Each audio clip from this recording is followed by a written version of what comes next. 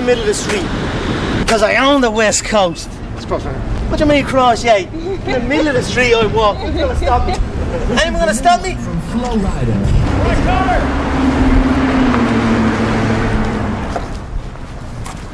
Parking my baby out right in your house. That should be out on the road.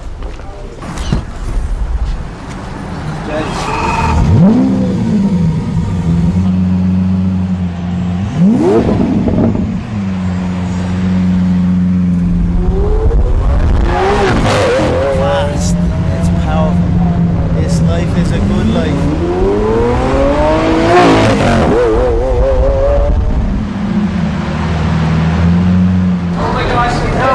What's up, bud? How are you? The best press conference ever. Now we're down here. Just wasting time. What else are you gonna do? Train, eat, shop. I come down here and blow a load of money on my beautiful woman and myself. And it motivates me to push and keep going. Not many people from where I come from experience this. So I'm just happy and grateful and motivated. I'm gonna go eat and then I'm gonna go walk. And that's it. This is Essie Featured. This is the power of sports.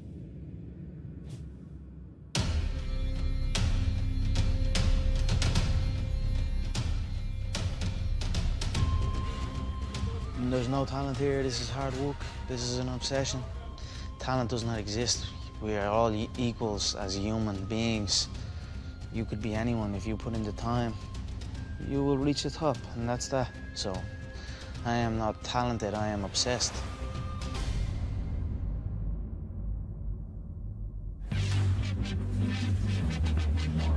Give it up for the notorious Conor McGregor! There's two things I really like to do, and that's whoop ass and look good, and I'm doing one of them right now, and Saturday night I'm gonna do the other. I'm gonna wipe out everyone in this division, I said that, and I will do it. He's a little short-ass twerp, and I look forward to punching a hole in his face. I'm gonna hand him my spit bucket, tell him to go back and spit shine that belt, and bring it back here, they're ready for me to take it. I'm sitting up here with my feet on the desk. What's anyone up there gonna do about it? Not one of you are gonna do anything about it.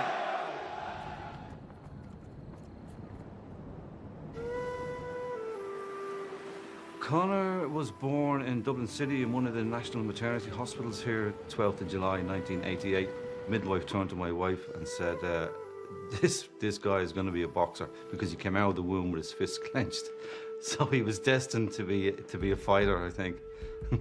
I had many fights growing up, as most young boys do from where I'm from and around this area. Get into fights. I won some and I lost some. When he went boxing, I remember he turned to us and says, "Why didn't you put me in boxing earlier?" He knew that was for him.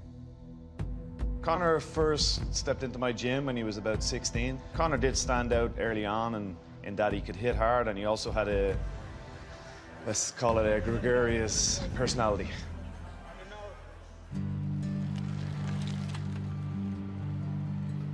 I was thrown into a plumbing trade. Knew about plumbing, didn't know anything about plumbing. I just went on that site because culture told me that that's what I have to do. I'd done it for a while, and then I realized this is not what I want to do. It's like, this is not what I want to do, then what the f am I doing it for? And I walked out, 18 months in maybe. There was a concern there for us, for his mother and father. We didn't know what he was going to do, to be honest with you. Early on, obviously didn't know what it was. I couldn't look to my mother and say, hey, this Irish man done it. I'm gonna follow in his footsteps, because there was no footsteps. I had to create my own footsteps and follow them. They were a little unsure at first, but they supported me, and they knew I would do it. If I said I'd do it, so. I was actually in Ireland, and people kept coming up to me and talking about Conor McGregor. Have you ever seen Conor McGregor fight? Have you ever heard of Conor McGregor? Well, I came back to Vegas and talked to the matchmakers, and they had heard of him. So I flew him out from Ireland. He and I went out to dinner. He told me he's on what's called the dole, which is basically unemployment over there. When I left that dinner, I said, I don't know if this kid can fight, but if he can even fight a little bit, he's going to be a huge star.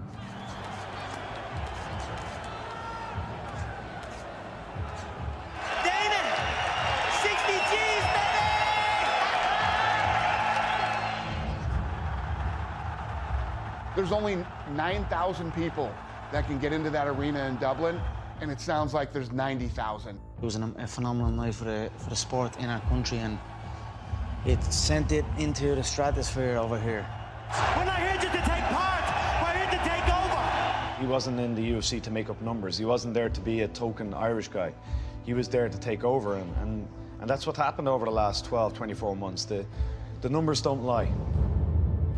No pipe did hold, no battle drove, did sound its threat to tell, but the Angelus bells or the levee swells rang out in the foggy June.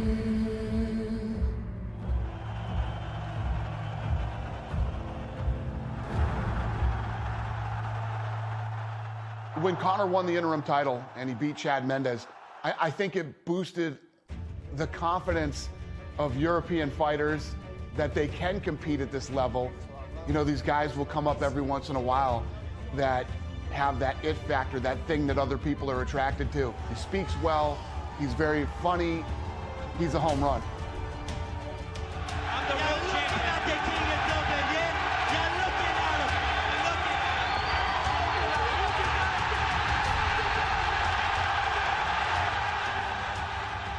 This next fight is done and dusted. It's over. It's been over since January of this year.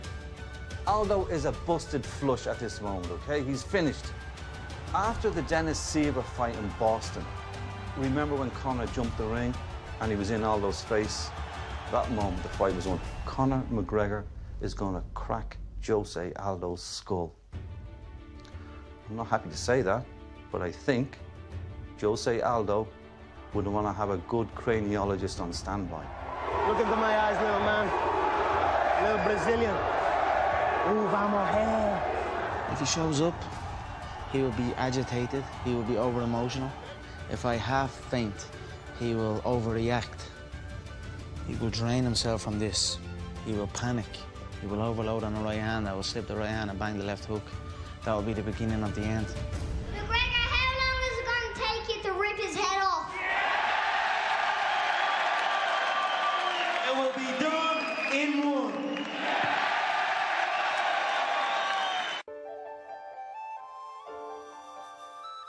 I like the way ink feels on my body. This tiger doesn't mean nothing. This gorilla with the crown. Maybe they do subconsciously, I don't know, but I seem to get them at the same time. After the fight, or just maybe before the next fight. But there's something therapeutic for me just going in. I don't spend months picking it. I just see it, get it, and just enjoy the experience of being inked on my body for the rest of my life. I don't know what it is. But it doesn't mean nothing. I just like the way I like the way it feels, and I like the way it looks.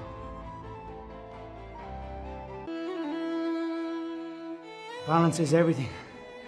Life as a whole is about balance. It's about nothing else. If you think about it, when you're born, what's the first thing you learn? You learn how to control your head. You learn how to balance your neck muscles. Then you learn how to balance on the feet. Somewhere along the way, you forget balance. So I like to always keep my balance sharp. I feel when I'm balanced and controlled in my frame, and I have confidence in my frame, I can throw any shot or I can move in any sequence.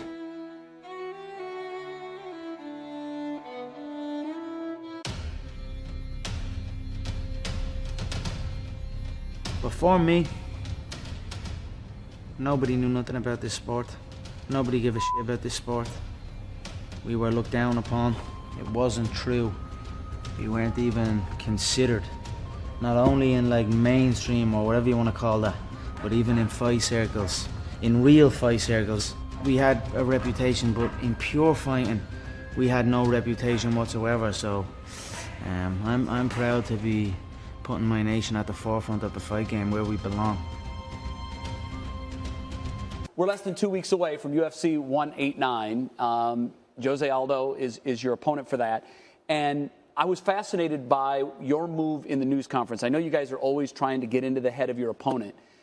Back in March, for the news conference to promote the fight, you actually snatched his belt. You hope to do that on July 11th, but you took Well, I his belt. snatched my belt. Oh, It was that's simply your belt. taking what was mine. He was on my home turf and he tried to lay claim that he was the king of my city, but you do not lay claim to being the king of my city while the king of the city is around. So the king of the city rose up and snatched what was his, which was the gold belt, and raised it before my crowd, my passionate crowd. It was. You took it back. Exactly, I took it back and raised it for my people. It was a beautiful moment. In that it was a teaser almost for what July 11 will be, where I raise it for real in beautiful Las Vegas City in front of my home crowd. Why are you so confident that you will do that? I don't know. I'm in a business where you must be confident. If you have any doubts, they will come back and play against you. So I am supremely confident, and as well, I feel I'm confident in my work ethic, my approach to the game, my non-stop effort to get better as a martial artist. I don't feel that nobody else in the game is doing what I'm doing or is moving the way I am moving. Where's that come from, Conor? It just comes from years and years of practice on the mat, you know. I have had many fights inside the octagon, outside the octagon, in rings, on mats. I am an experienced veteran in the fight game, and through that and through a belief in my team and my ability, I have just gained a bulletproof confidence that cannot be stopped. Are you big on predictions? Do you usually make predictions before fights? And if so, how will it end on the 11th? I always make accurate predictions. I've predicted many contests. I've predicted my entire career. And, you know, I predict the future. So for me, I have already predicted this contest. I predict 4 minutes of the first round, he will be KO'd. First round? Wow. Yes, I feel that the power matched with the precision, he will not be able to take it. So 4 minutes. First round, he will be done.